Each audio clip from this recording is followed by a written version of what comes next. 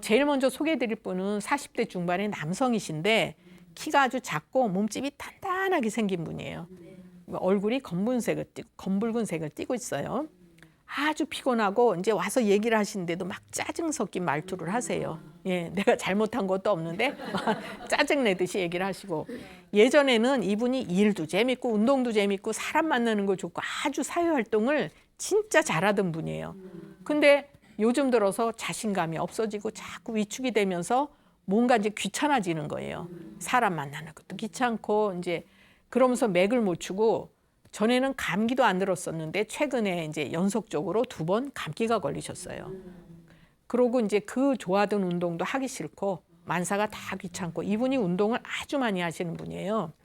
아침마다 2~3시간씩 이제 테니스를 치고 출근을 하고 이럴 정도로 운동하시는 분이고, 경기가 있으면 또 하루 종일 테니스 코트에서 운동하고 이런 분이에요. 그리고 이제 술 마시는 거 좋아하고 뭐 땀도 많이 흘리고, 그러니까 밖에서 사는 분이죠. 근데 갑자기 이제 무슨 큰 병이 걸린 것처럼 자기 생각에는 죽을 병 걸린 줄 알았대요.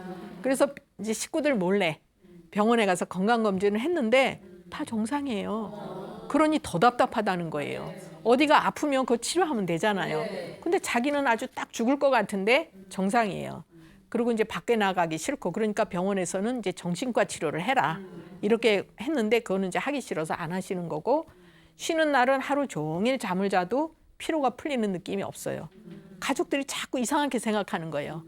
막 쉬는 날은 새벽부터 나가서 하루 종일 나가 있던 사람이 밖에도 안 나가고 잠만 자고. 그런데 이분은 이제 나름대로 또 굉장히 힘드시는 거죠.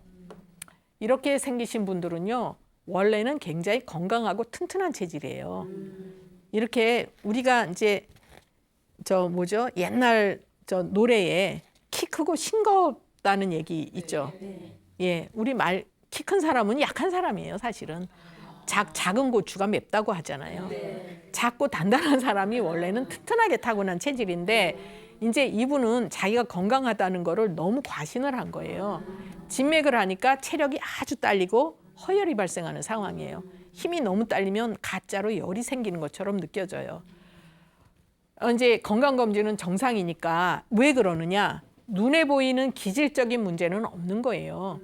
뭔가 어디가 막혔든지 뭐가 생겼든지 이러면 나타나겠죠, 검사에. 근데 기능이 잘못된 거는 검사에 안 나타나요.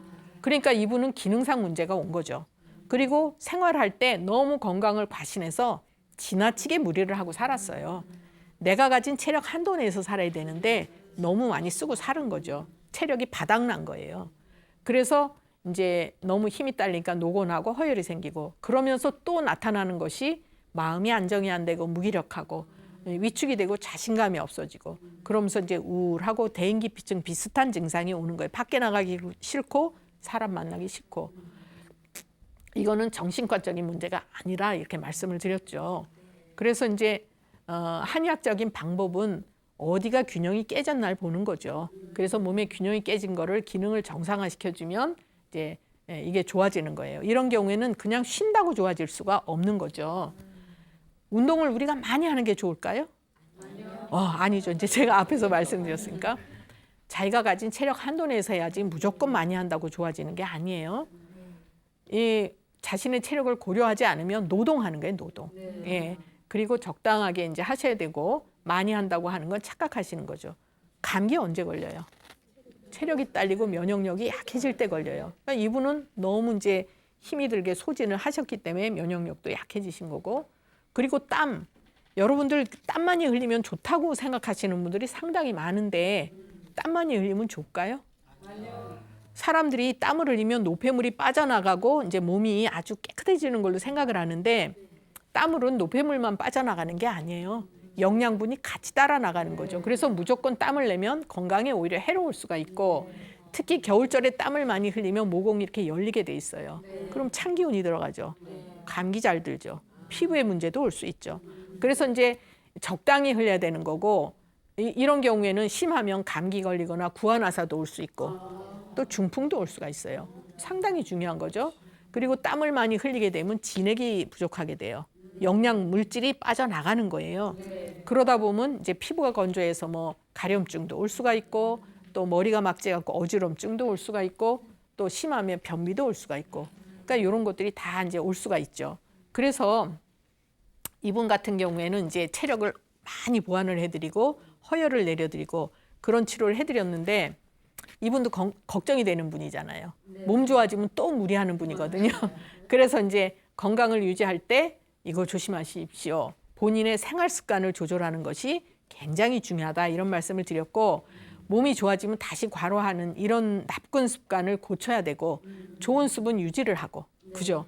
그래서 이제 항상 생활을 관리를 잘 해야 치료를 해도 오래 유지가 돼요. 이분이 얼마나 혼나셨는 이제 몸이 아파서 혼나셨는지 저한테 이제 다시는 무리 안 하고 운동도 조금씩만 하고 아주 약속을 하셨어요. 아직 안 오셔요. 잘하고 계시는가 봐요. 예.